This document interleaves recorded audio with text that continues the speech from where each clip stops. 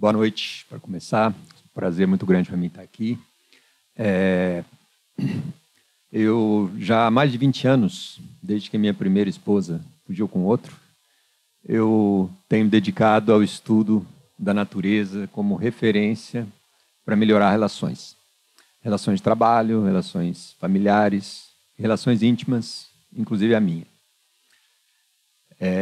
Hoje eu vivo com a Andréia, nós temos 4 filhos, 2 duplas de gêmeos. Não é basquete, viu, gente? Só coincidência que cada bola na cesta foi 2 pontos aqui, né? Mas a gente já experimentou o meio liberal, não deu certo. Hoje a gente tem o nosso acordo privado aí. E Sexualidade Nua e Crua, esse livro é um resultado dessa jornada toda de conhecimento e de busca de entender melhor essa nossa vida e esse nosso meio, né? E é o tema da nossa conversa de hoje.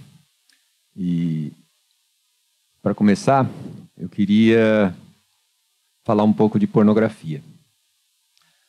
Pode não parecer, gente, mas isso aí é uma homenagem entre uma flor de maracujá e a mamangava, que é a parceira que tem a pegada que elas gostam lá.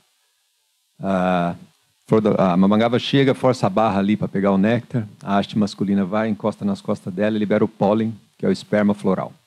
Aí ela vai em outra flor, força a barra de novo, a haste feminina vai, encosta, recebe o presente, pá, gozo total. E eu queria que vocês observassem a perfeição que é um ato desse na natureza. Tamanho, forma, movimento, tudo se encaixa perfeitamente. Parece um balé que a evolução desenhou durante milhões de anos. E sabe o que é interessante? Sexo funciona assim para tudo quanto é espécie da natureza. Exceção de uma. Adivinha qual? Pois é. Com a gente parece que a natureza usou régua de bêbado, sei lá o que foi. Para começar na parte física, né? Você olha para a mulher, ela parece uma maratonista sexual, assim, né? Estimulação lenta, depois orgasmo em série. E se deixar, não para nem para beber água, vai longe. E já o homem não. O homem parece estar mais para velocista. É aquele cara assim que dá um pique, dá um ápice e depois capota, precisa de Red Bull. Não parece um encaixe muito bom esse negócio, né? Pô, será que a natureza errou com a gente? Será que, capricharam tanto na florzinha ali com a gente, né? O negócio deu errado. Eu precisava saber disso, precisava investigar isso melhor. E, será que Darwin viajou na maionese? A teoria da evolução não funciona com a gente, só funciona com o resto? Ou será que foi uma lambança nossa mesmo que nós não conseguimos limpar mais, né? E eu comecei a investigar isso. Primeira pista foi lá naquele point da natureza, lá onde Darwin e a pegação costumam se encontrar, que é a seleção natural. Seleção natural, ela funciona em 2 sistemas operacionais distintos entre os mamíferos. Isso é bem interessante. Primeiro sistema operacional, sexo escasso. Isso significa que fêmeas entram no cio. Elas abrem o bar mais ou menos 2 dias por ciclo. E só. E para poder ter acesso ao bar, a disputa é na porrada. Os machos, tudo armado com arma natural, garra, chifre, presa, eles se arrebentam para ver quem que é o mais casca grossa e que vai ganhar como prêmio depois o coração das fêmeas. E acesso VIP ao bar. Esse sistema operacional aí, sexo escasso, ele costuma ligar o chip da competição e violência no comportamento das espécies. Só que existe um outro sistema operacional muito pouco falado, até por uma conveniência social nossa, que é o sistema sexo abundante, que ocorre do lado de dentro. Esse sistema aí tem algumas poucas espécies que têm um cérebro um pouco mais complexo. Elas estão aqui, os bonobos, que são nossos parentes mais próximos, os golfinhos também. Essa espécie aí não tem essa de cio para as fêmeas, não. Elas desejam sexo e estão disponíveis o ciclo inteiro. E isso aí faz com que sexo seja uma cola social nesses grupos. Serve para fazer amizade, serve para fortalecer laços, serve para fazer as pazes, para resolver conflito, serve para divertir, para relaxar. Ah, Renan, mas e a seleção natural? O mais interessante é que a seleção natural nessas espécies ela acontece do lado de dentro. Tanto o útero das fêmeas como o esperma dos machos são meio que desenhados por um processo chamado competição espermática, que é uma verdadeira guerra que ocorre entre os diferentes espermas lá do lado de dentro das fêmeas. E sabe por que isso é interessante? Porque enquanto a guerra acontece lá do lado de dentro, e o espermatozoide mais casca grossa é aquele que vai chegar lá e chegar no óvulo, enquanto a guerra estão se matando ali, do lado de fora, os machos são brother, são os melhores amigos. Estão bebendo cerveja junto, porque a cerveja é grátis, está sempre lá disponível. Para que brigar? Esse modo sexo abundante, ele liga um outro chip na espécie, que é o chip da colaboração e da paz. E olha que as fêmeas são como que deusas aqui, porque é justamente elas, por manter esse bar aberto, que desligam o chip da porrada nos machos. Pergunta: qual sistema operacional vocês acham que vem instalado de fábrica em nós? Pois é. O bom da natureza é que a natureza não acha. A natureza, ela crava a resposta nos corpos. Querem ver? Esse aqui é o nosso parente mais próximo do sexo escasso. Gorila. Tem um harém de fêmeas, 6 a 10, só por conta dele. Quase 300 quilos de músculo. Presa de 6 centímetros. Para quê? Eu não sei, o bicho é vegetariano. Detalhe, pênis escondido, não dá para ver, lógico. O bicho briga demais, tem que ficar protegido esse negócio, né? Mas o detalhe ainda é que é menor que o dente. O pênis do gorila tem 2 a 3 centímetros. Ele tem testículo do tamanho de uma ervilha. Ele é usado a cada 4 ou 5 anos, por mais ou menos 1 minuto e meio, uma rapidinha em cada fêmea. A natureza dá uma bela sacaneada nos maromba, né? Agora vamos olhar para nós aqui, em contraposição. O que chama atenção já de cara, né? Vamos olhar para a mulher. Quadril, bunda generosos ali, seios protuberantes, mesmo sem estar amamentando. Compara com as mochibinhas da gorila lá. Para que tanto peso extra? Isso aí não ajuda muito na mobilidade, né? Resposta da natureza: excitação. Tudo área, mais área de prazer sensitivo. E não é só essas áreas aí não, o corpo da mulher inteiro é uma área de prazer sensitivo. E ainda tem um órgão exclusivo, que é o clitóris, desenhado só para reger prazer, orgasmo. O corpo da mulher, de acordo com a natureza, é uma orquestra sinfônica de prazer. E o do homem? Alguma coisa chama atenção, né? Não tem arma natural, né? Não.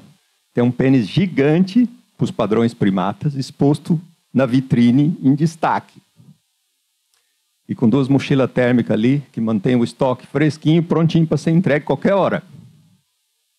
Isso não é design para guerra, né? Nem para luta, né, gente? Muito fácil chegar ali e... não dá. Isso é design para disponibilidade. O homem, o corpo dele está dizendo o seguinte: se qualquer fêmea precisar a qualquer hora, estou pronto, estou aqui. E tem mais. O corpo dos dois, cheio de evidência de competição espermática. Eu tenho a lista lá no livro. Mas só uma que é bem interessante, uma coisa chamada vocalização copulatória feminina, que significa soltar a voz na hora da transa, né? Que é um reflexo involuntário das mulheres, gemido alto. Para que isso? Marketing. É tipo assim, gente, galera, a festa tá boa, vem. Olha, gente, se suruba fosse crime, a natureza está entregando os culpados aqui. Evidências penduradas nos 2 meliantes. Enquanto a turma da briga lá cheia de arma natural, nós estamos cheios de sextoy natural, que veio com a gente de fábrica. A natureza, a abundância sexual, ela está muito clara. muito estampada em nós. E não é só isso, não. Será que tem alguma evidência, além disso, que nós, como seres humanos, já vivemos assim? Pior que tem. Nós escutamos um pouco das tribos aí na palestra anterior, né? Na verdade, se a gente for ver, isso aqui é uma linha do tempo da nossa história como ser humano nesse planeta. Mais ou menos 250 mil anos que nós, Homo sapiens, já estamos aqui. E durante esse período todo, a coisa só mudou nessa parte amarelinha aqui, que é os últimos 12 mil, que deu uma desandada no caldo. Porque, antes disso, durante 95% do nosso tempo como humanidade aqui, nesse planeta, a gente viveu como caçadores-coletores. O que são caçadores-coletores? Pequenos grupos nômades, 30 pessoas mais ou menos, que tinham algumas coisas em comuns. A primeira delas, zero preocupação com o futuro. Viviam no modo abundância, compartilhavam tudo, comida, abrigo, afeto e sexo. E uma coisa interessante, as mulheres sexualmente autônomas, escolhiam com quem transar a hora que quisesse, e os homens disponíveis para colaborar quando fosse necessário. Tem um monte de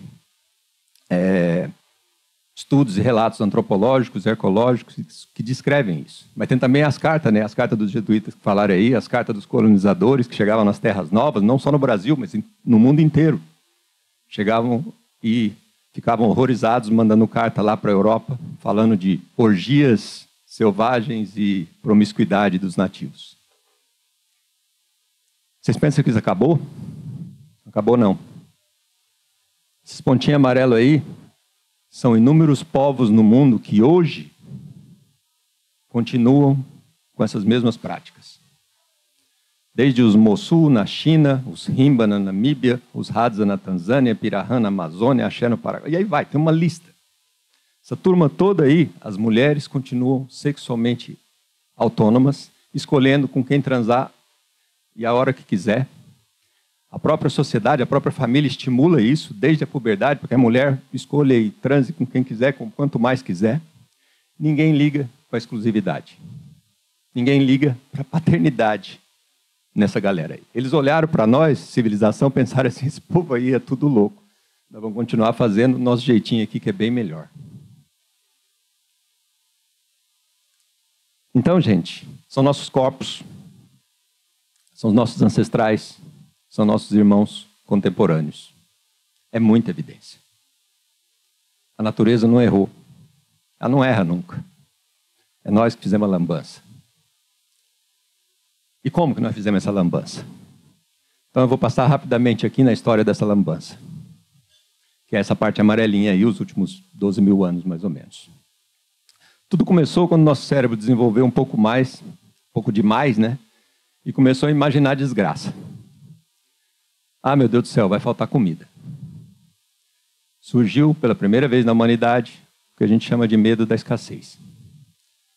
O medo da escassez fez com que a gente quisesse plantar, controlar, acumular. Surgiu o controle. O controle faz com que a maior importância seja dada às posses. E aí, o ser humano que colaborava, usava a colaboração durante milhares de anos como referência, essa colaboração começa a empurrá-lo. Porque também quem controla, quem quer acumular, quem trabalha para acumular, não quer mais dividir. E aí, começa a surgir o quê? A competição.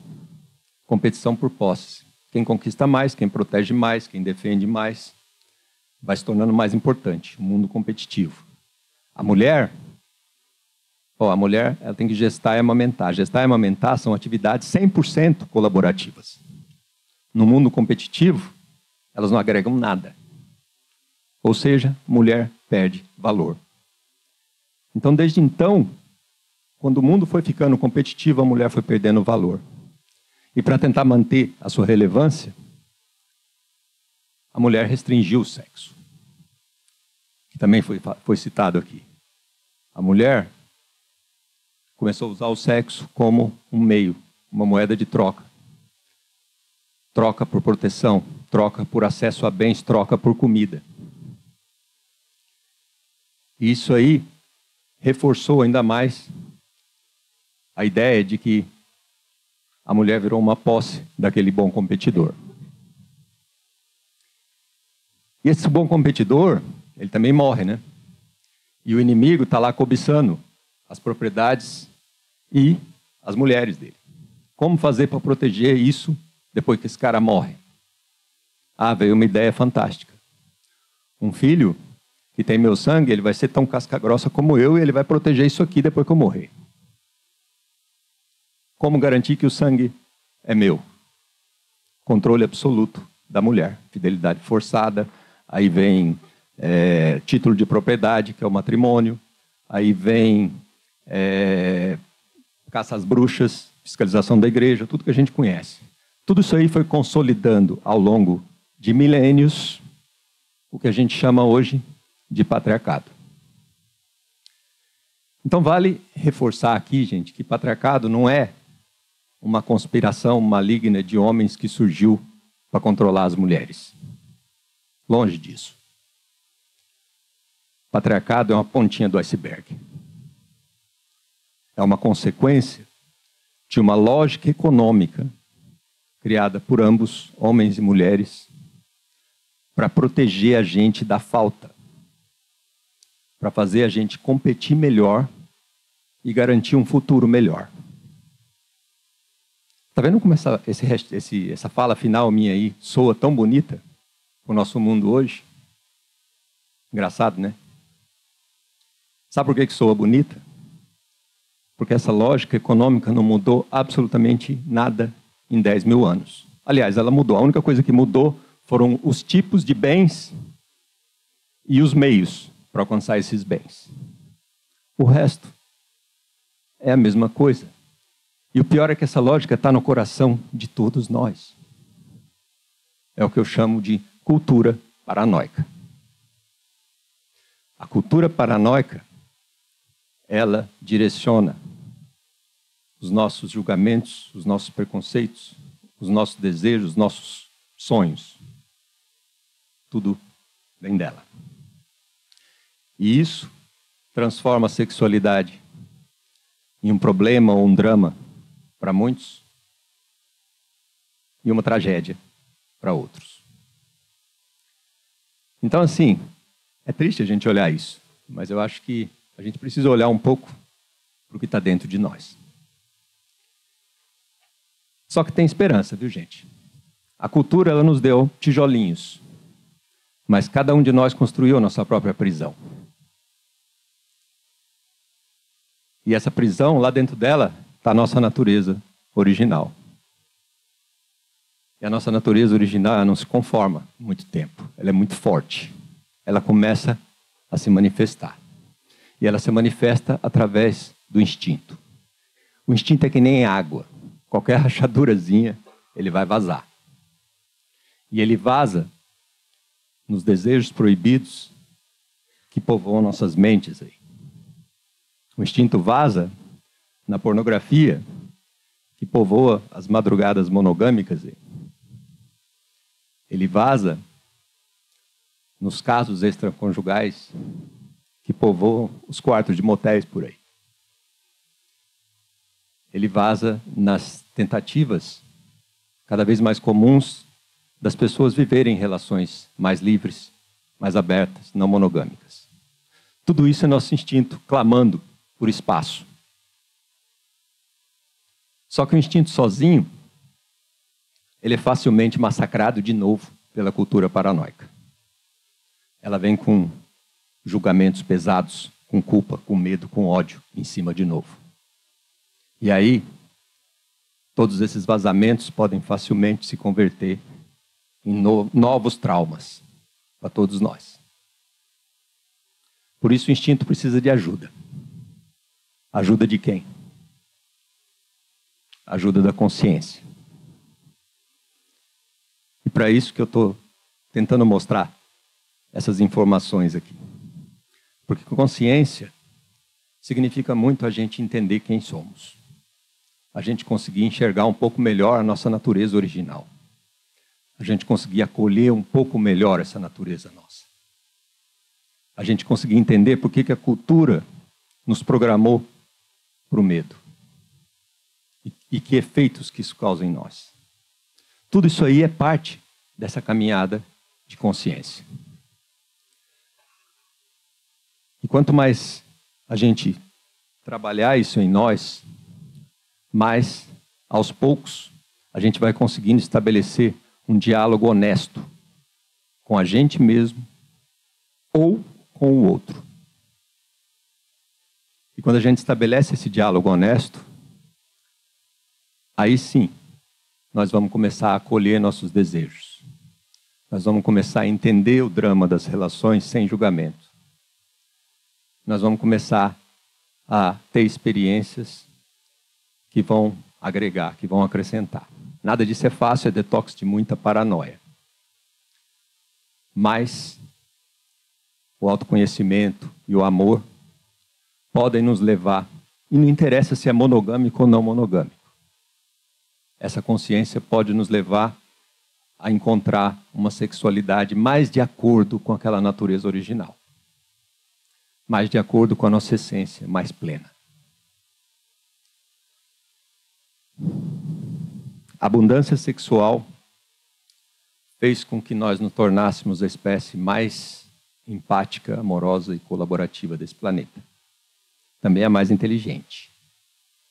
Só que essa inteligência acabou se voltando contra nós, né? Porque ela pariu o medo, e o medo fez a gente virar um bicho que nós nunca fomos. Um bicho carente, controlador, competitivo, paranoico. E não tem como vencer esse bicho ou derrotar ele com suas próprias armas. Enquanto nós estivermos julgando, condenando, lutando contra esse bicho, nós também somos esse bicho. A única maneira da gente se livrar dele é deixando de ser ele. É secando a fonte desse bicho dentro de nós, que é o medo. E hoje eu estou muito feliz de estar aqui nesse ambiente, porque esse é um dos pouquíssimos ambientes da nossa sociedade onde nós estamos começando a desafiar esse medo. Ver mulheres assumindo seu protagonismo sexual. Ver homens descobrindo a maravilha de simplesmente estar disponível e colaborando. Ver relações desafiando os conceitos como exclusividade, controle, experimentando colaboração genuína, experimentando sexualidade abundante. Tudo isso com consciência. Quando a gente começa a ver isso, acende uma esperança muito grande dentro de nós. Uma esperança de que tudo aquilo que nos fez humanos um dia poderá voltar a nos fazer humanos novamente. Gente, que ao invés do medo, o amor seja a nossa fonte, a consciência a nossa âncora e a natureza nosso guia. Essa é a mensagem que eu tinha para vocês hoje. Muito obrigado.